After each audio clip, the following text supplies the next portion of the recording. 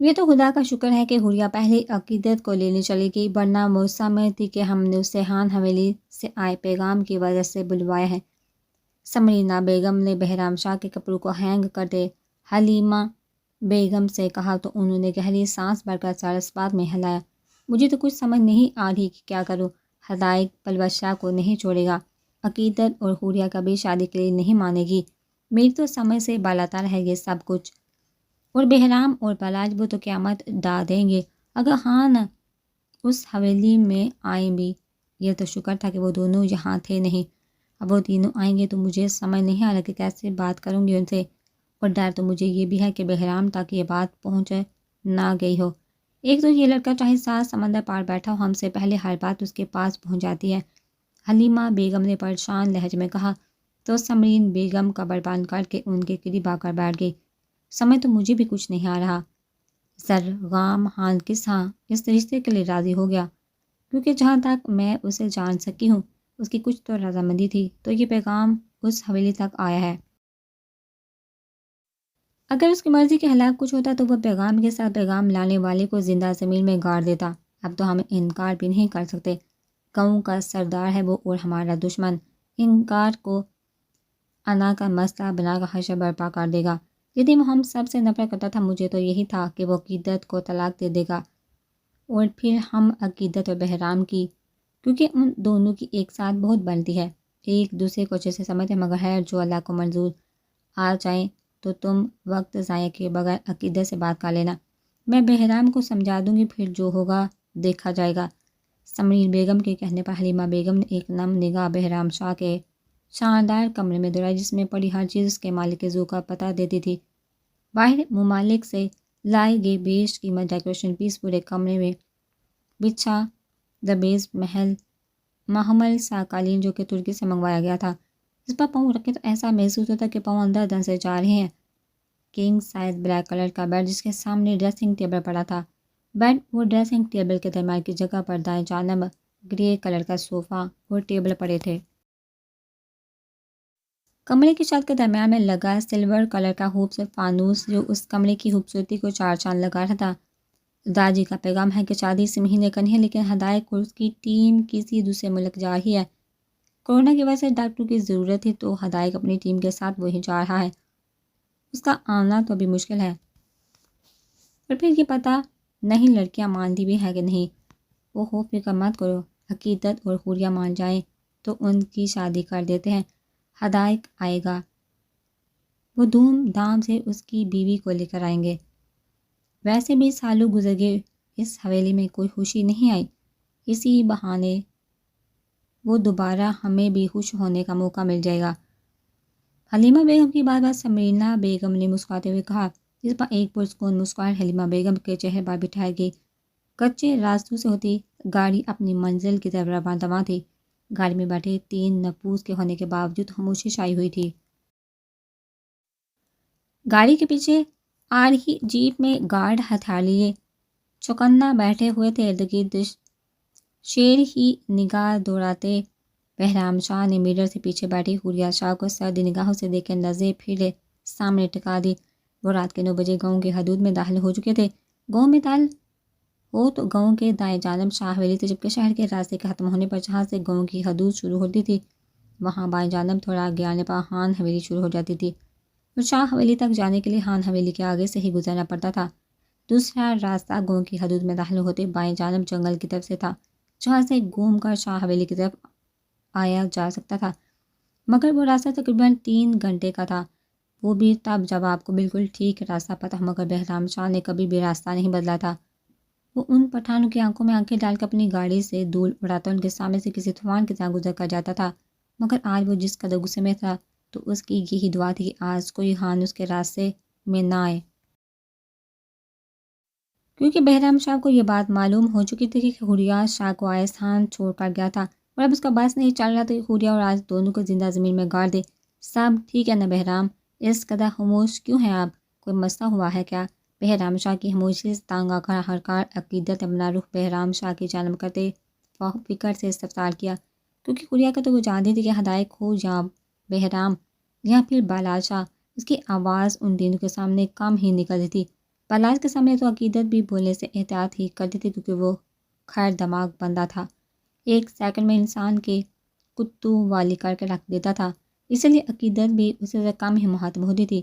مگر بہرام شاہ سے اس کی اچھی خاصی دوستی تھی، اسی دوستی کی وجہ سے کبھی اس نے لالا کہنے کا بھی تکلف نہیں کیا تھا، اور نہ ہی کبھی بہرام شاہ نے اسے فورس کیا کہ وہ اسے لالا کہے۔ ولی خان نے شادی کی تاریخ مانگی ہے، اس مہینے وہ زرغام اور آئس خان کی شادی کرنا چاہتا ہے۔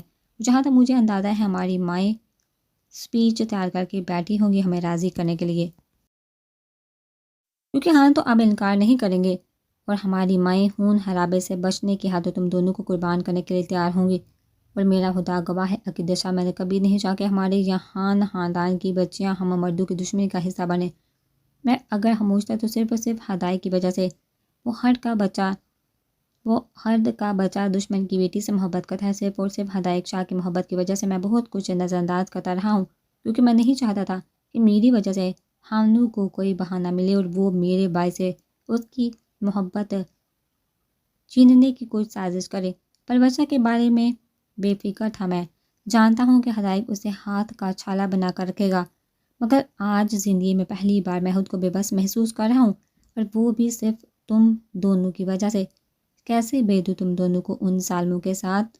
ہاتھ اٹھانا تو دور، بہرام شاہ کو یہ بھی منظور نہیں کہ کوئی اس کے گھر کی بچیوں کو لفظوں کی مار پہ مارے۔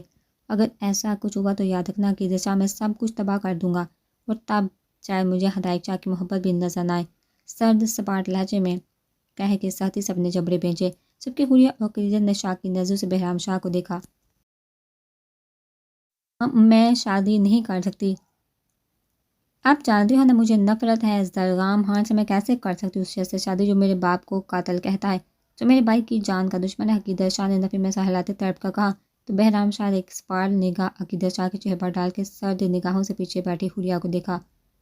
بہرام شاہ کی اندھیری رات سے گہری سیاہ سرد آنکھوں کو خود پر محسوس کر کے حریہ کو اپنے گلے میں گلٹی سی ابھرتی محسوس ہوئی۔ خشک پڑتے حلقوں کو تیار کرنے کے لیے بیگ سے نکال کر پانی کی بوتل کو منہ سے لگایا۔ حریہ جانتی تھی اسے کیوں ہر 2 منٹ بعد سرد نظروں سے نوازا جا رہا ہے، اور جتنی بھی توپ چیز بن جائے، مگر بہرام شاہ ہو یا ہدایت شاہ، اپنے گھر کے مردوں کے سامنے تو اس کی زبان تالو سے چپک جاتی تھی۔ صرف عقیدت شاہی تھی جو ان جلادوں کو سنبھال لیتی تھی، اور اس کی ان کے ساتھ بھی بن جاتی تھی۔ اس لیے حریہ کئی بار عقیدت سے کہہ چکی تھی، جہاں اتنے جلادوں کو بھائی کے روم میں سنبھالا ہوا ہے، وہاں ایک جلاد کو چھوڑ کے روم میں بھی سنبھالے، کیونکہ کسی معصوم کو زرغام خان جیسے جلاد کے ہاتھوں شہید کروانا، جس پر عقیدت صرف اسے گھور کر رہ جاتی تھی۔ چاہتا تو میں بھی یہی تھا، اس لیے تمہیں پاکستان آنے سے منع کیا تھا۔ تمہارے پاس UK کی نیشنلٹی تھی، وہاں سے ڈائیورس کے لیے کیس فائل کرتی تو پہلے ہیئرنگ میں تمہارے حق میں فیصلہ ہو جانا تھا، مگر تم میری بات مان جاؤ تو پھر نہ۔ ابھی تو گھر جا کر پتہ چلے گا کہ ہماری ماؤں نے کون سی اسکرپٹ ریڈی کی ہے، اسے سن کر ہی کسی نتیجے پر پہنچے گا، مگر اس سے پہلے اپنی چہیتی بہن سے پوچھ لو کہ یہ کیا چاہتی ہے، جس طرح یہ بنا کسی خوف کے دشمن کے ساتھ لانگ ڈرائیو کرتی پھری ہے۔ اس سے تو یہی لگ رہا ہے کہ اسے شادی سے کوئی اعتراض نہیں۔ بہرام شاہ کے طنزیہ لہجے پر عقیدت شاہ نے حیرت سے پلٹ کر حریہ کو دیکھا، جبکہ حریہ نے شرمندگی سی ہنسی ہنس کر عقیدت کو بعد میں بتانے کا اشارہ کیا۔ آئی ایم سوری لالا، میں اس سے کسی پلاننگ کے تحت نہیں ملی تھی، وہ سب اتفاق تھا، مجھے گھر چھوڑنا آئسان کی مرضی ہوتی تھی، میں اسے روک نہیں سکتی تھی، ورنہ وہ ابھی حریہ یہ بات مکمل کرتی کہ بہرام شاہ نے ایک جھٹکے میں گاڑی روکی، جس کے باعث حریہ کا سر عقیدت کی سیٹ کی پشت سے زور سے ٹکرایا۔ سب کے بہرام شاہ ہونہار نظر سے سامنے جیپ میں بیٹھے زرغام خان اس کے ساتھ بیٹھے آئس خان اور جیپ میں بیٹھے رائفل تھامے کھڑے ارمغان خان کو دیکھ رہا تھا۔ وہ شاید شکار کے لیے نکل رہے تھے، جبکہ آگے کے بارے میں سوچ کر حریہ شاہ نے بے ساختہ جرجریلی گاڑی کی ہیڈ لائٹس پوری طرح سے روشن تھی، جبکہ وہ پچھلے 20 منٹ سے ایک دوسرے کے سامنے گاڑی میں بیٹھے ہوئے تھے۔ نہ ہی بہرام شاہ کی غیرت کو گوارا تھا کہ وہ گاڑی کو سائڈ سے گزار لے، اور نہ ہی زرغام خان کے نہ کو یہ بات منظور تھی کہ دشمن کے لیے اپنے قدم پیچھے لے، جبکہ اسی دوران حریہ شاہ کا دل سوکھے پتے کی مانند لرز رہا تھا۔ جبکہ عقیدت شاہ بہرام کی سرد نظروں کو دیکھ کر سر جھکا گئی تھی۔ اس نے ایک بار بھی سامنے دیکھنے کی غلطی نہیں کی تھی، کیونکہ اسے پتہ تھا کہ عقیدت کا سامنے دیکھنا بہرام کے غصے کو ہوا دے گا، جبکہ زرغام خان کا بس نہیں چل رہا تھا کہ جا کر عقیدت شاہ کی جان نکال دے۔ گاڑی کے ایک دم سے روکنے پر عقیدت شاہ نے اپنا دایاں ہاتھ بہرام شاہ کے کندھے پر رکھا۔ یہ صرف 1 سیکنڈ کے لیے تھا، مگر یہ 1 سیکنڈ ہی زرگام خان کے تن بدن میں آگ لگا چکا تھا۔ اپنی نیلی آگ برساتی آنکھوں سے وہ سامنے سر جھکائے بیٹھے عقیدت شاہ کو اور اس کے ساتھ اسٹیئرنگ کو تھامے سرد نگاہوں سے ان کی جانب دیکھتے بہرام شاہ کو دیکھا۔ لالا چھوڑیے، لڑکیاں ہیں ساتھ، سے نکالے جیپ، اس شاہ سے بعد میں نپٹ لیں گے۔ ارمغان خان کے آگے کو جھک کر کہنے پر زرگام اویس نے بیک وقت گورکھا ارمان کو دیکھا، تب وہ بیچارہ کا سیانہ سا ہنس کر پیچھے ہو گیا، ورنہ میں سے اس انداز میں اپنی رائے پر اویس اور زرگام کے ہتھیاروں کو بھی پاؤں کی مدد سے سیٹ کے نیچے کیا۔ یہ صرف عقیدت اور حوریہ کی وجہ سے تھا، ورنہ ارمغان خان تو وہ تھا جو بہانہ ڈھونڈتا تھا کہ کوئی غلطی کرے اور وہ اپنی رائفل نکالے۔ رائفل نہ صحیح ہاتھوں سے ایسی حالت کر دے گا کہ اگلا بندہ مہینے سے پہلے ہاسپٹل کا بستر نہ چھوڑ سکے۔ پہلے وہ مارتا تھا اور پھر انہیں مجبور کرتا تھا کہ حویلی داجی کے پاس اس کی شکایت آنی چاہیے۔ جب اس کی شکایت آتی تھی پھر وہ اس کا بدلہ لینے کے لیے ڈبل بینڈ بجاتا تھا۔ وہ صرف شکل سے ہی معصوم پٹھان تھا، اندر سے وہ ایسی بلا تھا جو دن میں تارے دکھانے کا ہنر رکھتا تھا۔ اپنی باتوں سے وہ کسی بھی انسان کے دماغ کو لٹو کی طرح گھما کر اپنے مقصد کی بات پر لا کر روک دیتا تھا۔ جیپ کی ہیڈ لائٹ بند کر کے زرگام خان چھلانگ لگانے کے انداز میں جیپ سے اترا، جسے دیکھ اویس خان بھی ایک جھٹکے سے جیپ سے اترا۔ ان دونوں کو دیکھا ارمغان خان نے تعصب سے سر ہلایا، جیسے اس سے معصوم کوئی ہے ہی نہیں۔ زرگام خان اویس خان کو نیچے اترتا دیکھ بہرام شاہ نے اپنی گاڑی کی لائٹ بند کی تو ارد گرد درختوں سے گھرے کچے پکے پرچودویں کے چاند کی روشنی پھیل گئی۔ سنسان سڑک پر جنگل میں بولتے جانوروں کی آوازیں آ رہی تھی۔ حوریہ شاہ نے جانوروں کی خطرناک آوازوں سے گھبرا کر اپنی گاڑی کے سامنے تن کر کھڑے زرگام اور اویس خان کو دیکھا، جو ایک جیسی ڈریسنگ کیے کھڑے تھے، بلیک کلر کی پینٹ شرٹ کے ساتھ بلیک ہی لیدر کی جاکٹ پہنے سے اور سفید رنگ جس میں غصے کی 22 سرخیاں گل رہی تھی۔ حوریہ کو وہ انسان تو نہیں مگر جن اور ویمپائر ہی لگے۔ عقیدت شاہ کی غیر ارادی نظر اٹھی تو پل کے لیے ساکت ہی رہ گئی۔ اپنے بالکل سامنے سرد نظروں سے خود کو گھورتے زرگام خان کو دیکھ عقیدت شاہ کا دل چرخا جیسے حلق کو آ گیا تھا۔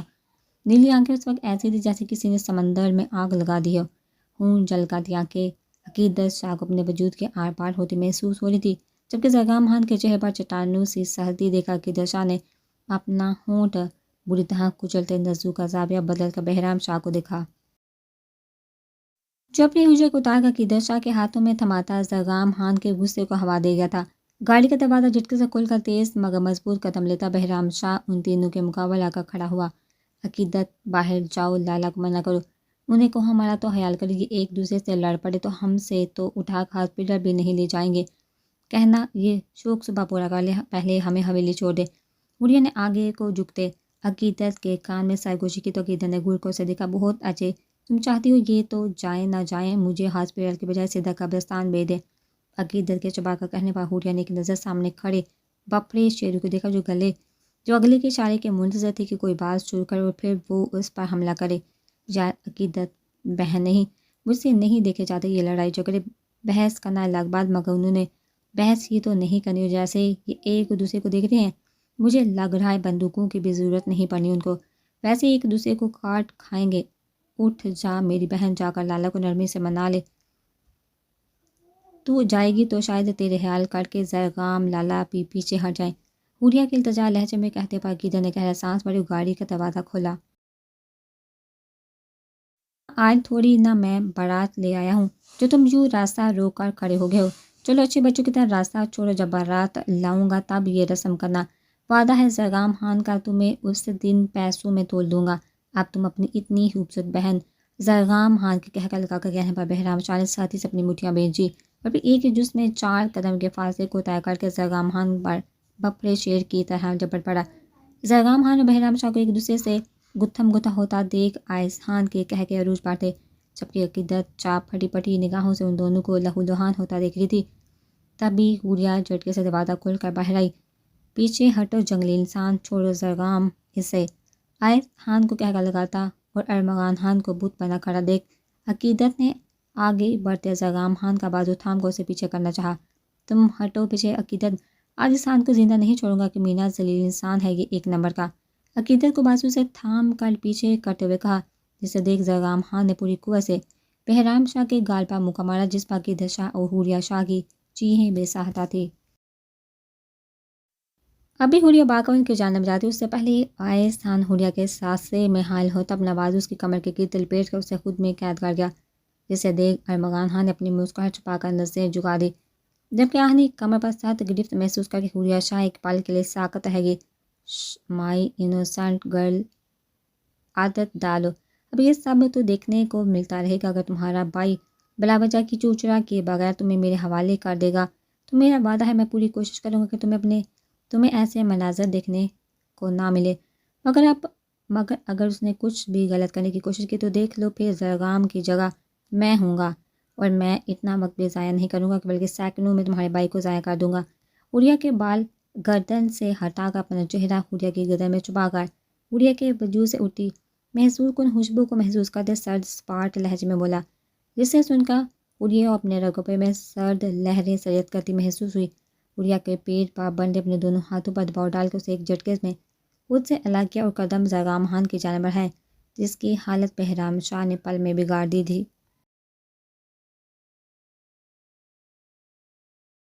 اس سے پہلے آئس آگے بڑھا بہرام شاہ کے گال اور ہونٹوں سے نکلتے خون کو دیکھ عقیدت شاہ نم آنکھوں سے ان دونوں کو اپنے شیروں کو دیکھتی اس بار ان دونوں کے درمیان کھڑی ہوئی، جسے دیکھ زرگام خان کا اٹھا ہاتھ ہوا میں ہی رہ گیا۔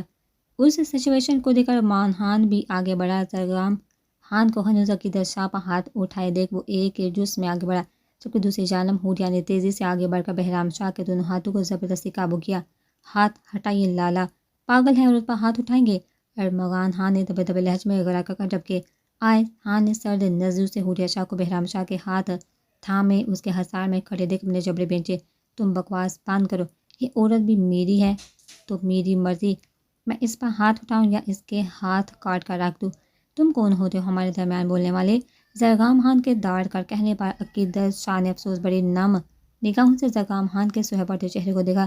سبز نیلونو جیسے نم آنکھیں سمندر سے نیلی آگ لی آنکھوں سے ایک پل کے لیے ٹکرائی تو زرگام خان کو لگا وقت جیسے رکتا گیا ہو، جنگل سے آتی جانوروں کی آوازیں جیسے کہیں گم ہو گئی ہوں، ٹھنڈی چلتی ہوائیں جیسے ساکت ہو گئی ہوں۔ چودھویں کے چاند کی روشنی میں نظر آتا عقیدت شاہ کا خوبصورت چہرہ دیکھ کیسا لگا۔ دنیا کا سارا حسن یہی سمٹ آیا ارد گرد کو بلائے۔ زرگام خان ٹکٹکی باندھے اپنے سامنے کھڑی لڑکی کو دیکھ رہا تھا جو سادگی میں بھی زرگام خان کے دل میں اپنی نم سبز نگینوں سی آنکھوں سے تہلکہ مچا چکی تھی۔ عقیدت کو طلاق دو زرگام، ورنہ میں تمہیں اپنا دودھ نہیں بخشوں گی۔ جس لڑکی کے باپ نے تمہاری ماں کا سہاگ اجاڑ دیا تم کیسے اسے سہاگن بنا سکتے ہو؟ اگر تم نے عقیدت کو طلاق نہ دی تو مجھے کبھی ماں مت کہنا۔ مقدس بیگم کے رو کر چلانے کی آوازیں کانوں میں گونجی تو زرگام خان کے گرد پھیلا ان طلسماتی لمحات کا فسوس چھناکے سے ٹوٹا، آنکھوں میں درائی نرمی پل میں غائب ہوئی، جبکہ اس کی جگہ پھر سے ہی وحشت اور نفرت اتاری تھی۔ یہ سب کچھ سیکنڈوں میں ہی ہوا تھا۔ عقیدت سے اپنی پلٹتی کہ زرگام خان کا ہاتھ پوری قوت سے اٹھا تھا۔ اس سے پہلے زرگام خان کا ہاتھ عقیدت شاہ کے گال پر نشان چھوڑتا ارمغان خان اور آئس خان نے آگے بڑھ کر زرگام خان کو قابو کیا۔ یہ دکھ نہیں کہ تیرا شہر میرا دشمن ہے، یہ رنج ہے کہ میں تیری امان میں بھی نہیں، اور اسے زبردستی کسی کا جیب میں بٹھا کر زن سے جیپ بگا کر وہاں سے غائب ہوئے، جبکہ عقیدت شاہ بے یقینی کی کیفیت میں ابھی بھی وہیں ساکت سی کھڑی تھی۔ یقینی نہیں ہو رہا تھا کہ زرگام خان اس پر ہاتھ بھی اٹھا سکتا ہے۔ وہ تو شکر تھا کہ بہرام شاہ کا رخ اس کی جانب نہیں تھا، ورنہ پھر سے وہ دونوں ایک بار پھر شروع ہو جاتے۔ اس لڑائی کو ختم ہوتا دیکھ بہرام شاہ کی جیپ میں بیٹھے گارڈ نے بھی سکھا سانس لیا، کیونکہ انہیں اجازت نہیں تھی ان کے لڑائی کے درمیان آنے کی، ورنہ یہ سر پھیرے خان اور شاہ ایک دوسرے کو چھوڑ کر ان بیچاروں کو دھن کر رکھ دیتے تھے۔ آپ پاگل ہو گئے تھے لالا، آپ کیسے عقیدت پر ہاتھ اٹھا سکتے تھے؟ وہ بھی سب کے سامنے، اپنی بیوی اور آپ کی عزت ہے، وہاں سے بیچ چوراہے پر بے عزت کرنے لگے تو ارمغان خان نے دبے دبے لہجے میں غصے سے کہا تو اپنا زخم صاف کر دے۔ زرگام خان نے ہونہار نظروں سے اس جامع باز کو دیکھا، جبکہ آئس کا سن کارٹن پر پائیوڈی لگا کر زرگام کے دائیں جانب بیٹھا اس کی گردن پر آئے زخموں کو صاف کر رہا تھا۔ وہ تینوں حویلی جنگل جانے کے بجائے ڈیرے پر آگے تھے، اور اب وہ تینوں زرگام خان کے کمرے میں موجود تھے، جہاں بار دونوں ٹانگیں نیچے لٹکائے شرٹ لیس زرگام خان بیٹھا اپنے ہاتھ کی پشت پر آئے زخموں کو صاف کر رہا تھا۔ ہاتھ میں شیشہ تھام کر زرگام خان نے اپنا چہرہ دیکھا تو پھٹا ہوا ہونٹ، نیلا سوجن زدہ گال دیکھ سختی سے اپنے جبڑے بھینچے۔ چھوڑوں گا نہیں اس سالے بہرام کو، کمینی نے چہرہ ہی بگاڑ دیا میرا، اتنے سال بعد بیوی سامنے آئی تھی اور کم بخت نے شکل بنا کر اس کے سامنے پیش کر دیا۔ بہرام شاہ کی شکل کا نقشہ بدل کر اس کی بیوی کے سامنے پیش نہ کیا تو میرا نام بھی زرگام خان نہیں، ناک پر آئے زخم پر بینڈیج لگاتے ہوئے سرد لہجے میں کہا تو آئس خان نے بامشکل اپنا کہہ ضبط کیا، جسے دیکھ زرگام خان نے گڑ کا آئس خان کو دیکھا اور کیا بکواس کر رہے تھے کہ ہاتھ کیوں اٹھایا، اندھے تھے جب اس بغیرت نے میری بیوی کو اپنی اجرے تھمائی۔ وہ زرگام خان کی بیوی ہے، کسی کی ملازمہ نہیں، نہ ہی اس پر کسی کا حق ہے جو اس طرح جتائے۔ میری نظر کے سامنے 2 بار میری دشمن کا بازو تھم چکی تھی، وہ میرے پاس چلتا صرف ہاتھ ہی نہ اٹھاتا، اس غلطی پر عقیدت شاہ کی چمڑی ادھیر دیتا۔ میرا اور عقیدت کا رشتہ جیسا بھی ہو، جتنے بھی حلاف اور نفرت کیوں نہ ہو، مگر میں یہ بات ہرگز برداشت نہیں کروں گا کہ وہ میرے علاوہ کسی کا ہاتھ بھی تھامے۔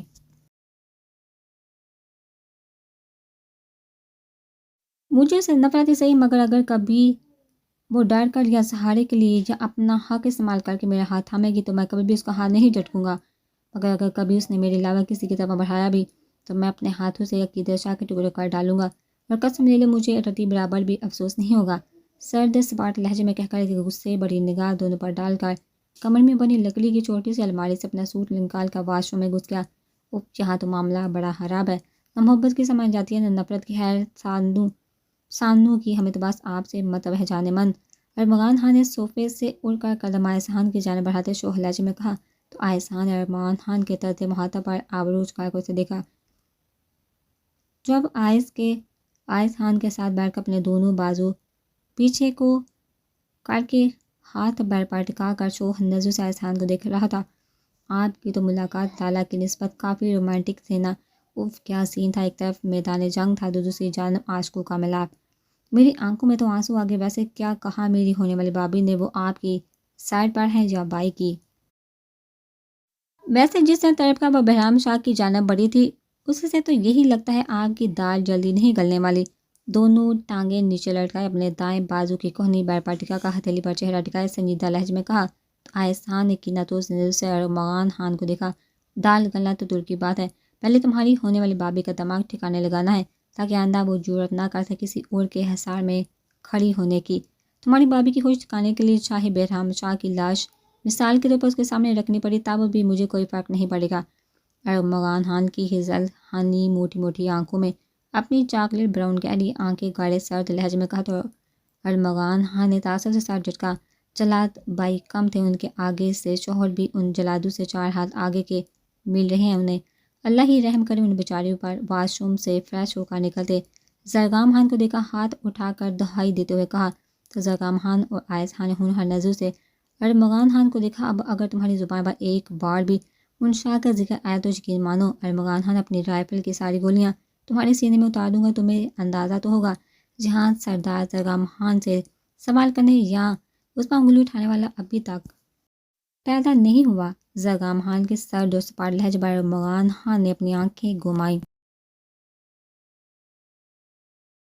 یہ گما نہ باندھ کر میرا دماغ پہلے ہی گما ہوا ہے، یہ نہ ہو زرگام سے پہلے میں ہی تمہیں اوپر کی سیر کروا دوں، اسی لیے چپ کر جاؤ اور چاہ کر دیکھو کہ شمع خان سام آیا۔ فون تو کیا تھا میں نے، اب تک آ جانا چاہیے تھا، اگر آ گیا ہو تو دمبا مرچ مسالہ لگا کر بھون لو، ساتھ چپلی کباب اور پلاؤ کر لو، 10-12 روٹیاں بھی کہہ دینا، سلاد اچھے سے بنوانا، میٹھے میں رس ملائی کھا لینا، کھانے کے بعد قہوے کا بھی کہہ دینا۔ ارمغان خان کے کندھے پر ہاتھ رکھتے آئس خان نے سرد لہجے میں کہہ کر آخر میں اتنا لمبا آرڈر دیا تو ارمغان خان ایک جھٹکے میں اپنی جگہ سے اٹھا۔ ہر کا بچہ سمجھا ہوا ہے مجھے، جس نے جو کھانا ہے خود جا کر آرڈر کرے، ورنہ ملازمہ کو آواز لگا کر کہہ دے رات کے 2 بجے دمبا کرنے کا کہو، لانتے ہی دیں گے دل میں مجھے، وہ میں سو رہا ہوں جب آپ دونوں کا شاہی آرڈر آ جائے تو مجھے غریب کو اٹھا دیجیے گا۔ اور اپنا جوتا اتار کر دور اچھالا، جبکہ جیکٹ اتار کر آئس خان پر اچھالے، شرٹ کے بٹن کھل کر اوندے منہ بیر پر گرتے ہوئے کہا تو ایسا زرگام خان نے خاموش نظر سے کچھ دیر ارمغان خان کو دیکھا اور پھر کمرہ ارمغان خان کی چیخوں سے گونج اٹھا تھا۔ زرگام اور آئس نے آگے بڑھ کر ارمغان خان کی ٹانگوں اور بازو سے پکڑ کر نیچے پھینکا، پھر آئس خان نے جھک کر ارمغان خان کو اپنے کندھے پر ڈالا اور اس کی چیخوں پکار کو نظر انداز کر کے اسے کچن میں لا کر پٹھا۔ پیچھے سے آتے زرگام خان نے مسکراتی نظر سے دہائیاں دیتے اور مغان خان اور کہہ کے لگاتے آئس خان کو دیکھا۔ یہ آج پہلی بار ہوا تھا کہ آئس خان اس طرح خوشی سے ان کے ساتھ وقت گزار رہا تھا، جسے دیکھ زرگام خان کو اپنے رگوں پہ میں سکون سے رت کرتا محسوس ہوا۔